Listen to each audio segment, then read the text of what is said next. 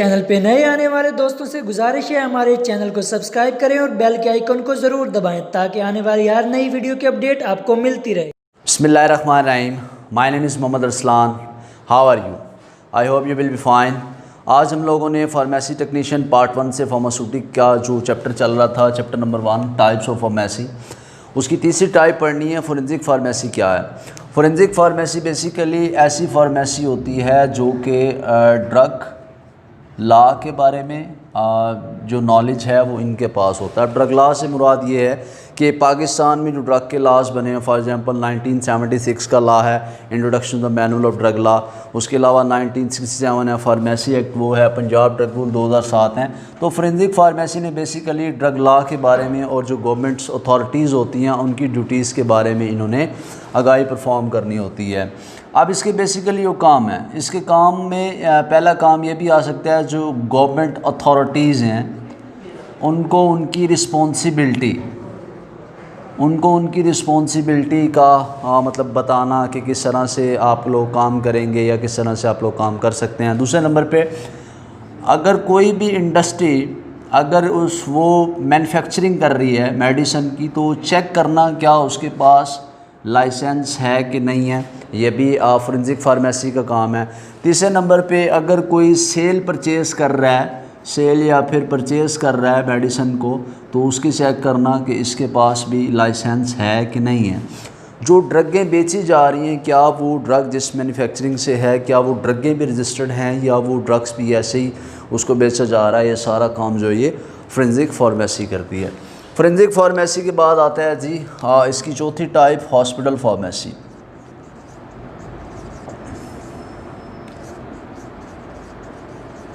Hospital pharmacy जो है ये भी फार्मेसी की एक टाइप है। हॉस्पिटल बेसिकली एक डिपार्टमेंट है जहाँ पे एक सर्विस है, लोगों को इलाज किया जाता है।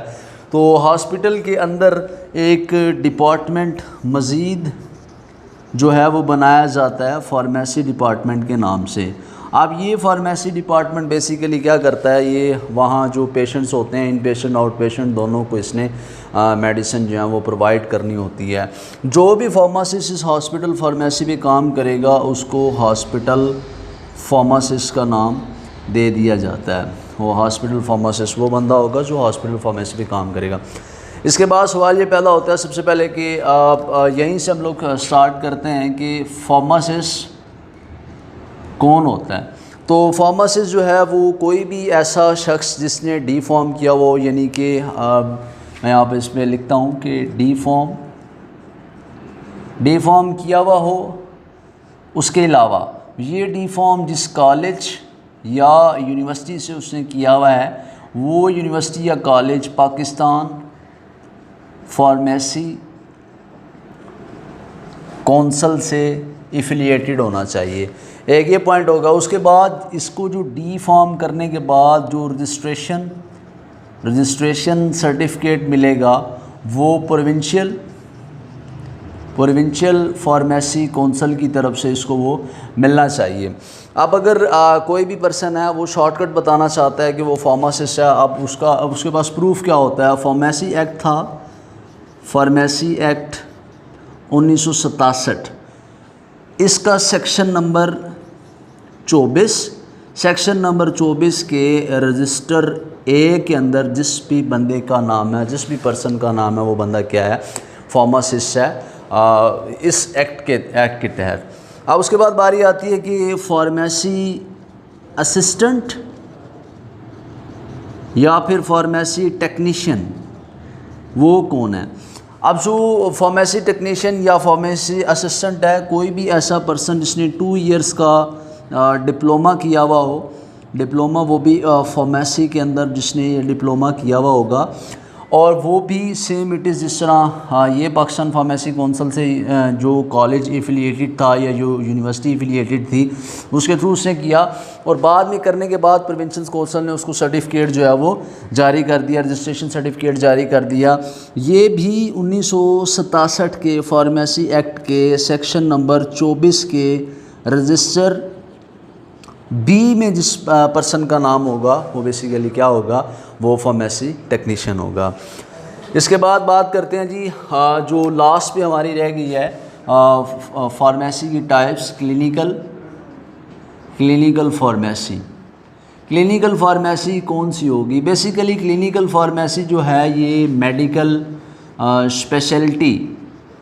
स्पेशलिटी की बेस पे अपना काम करती है कि एक स्पेसिफिक डिज़ीज़ को मद्देनज़र रखते हुए उसका ट्रीटमेंट किया जाता है। क्लिनिकल फार्मेसी पे स्पेसिफिक डिज़ीज़ इसको जो है इसका ट्रीटमेंट किया जाता है। और जो फार्मासिस्ट क्लिनिक पे ये कर रहा होगा, काम कर रहा होगा क्लिनिकल फार्मेसी पे, तो उसको क्लिनिकल फार्मासिस्ट कहेंगे।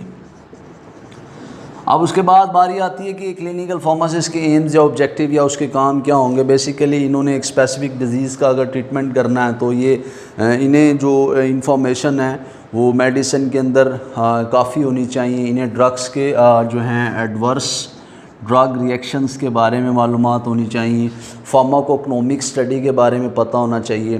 ड्रग के क्लिनिकल इफ़ेक्ट्स ह्यूमंस के ऊपर, मतलब जब उसको खिलाएंगे तो उसके क्या इफ़ेक्ट आने चाहिए, ये भी जो है क्लिनिकल फार्मासिस्ट को पता होने चाहिए। इन्हें एडवर्स ड्रग रिएक्शन और उसके अलावा drug interaction, drug food interaction का ये फार्मासिस्ट को पता होना चाहिए कि इस फूड के साथ कौन सी मेडिसिन दी जाती है।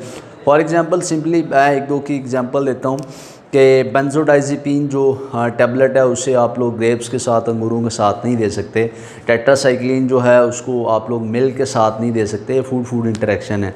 और ड्रग एंटागोनिज़म भी होते हैं जो आप लोग नहीं दे सकते। अगर आपको समझाने की कोशिश करूँ, 2 गोलियाँ हैं या 2 टैबलेट्स हैं, वो एक ब्लड प्रेशर राइज़ कर रही है, दूसरी ब्लड प्रेशर कम कर रही है, तो इन दोनों एक दूसरे के एंटागोनाइज हो जाएंगे, इनका इफेक्ट जो है वो निल हो जाएगा। ये सारी स्टडी जो है ये क्लिनिकल फार्मासिस्ट को पता होनी चाहिए।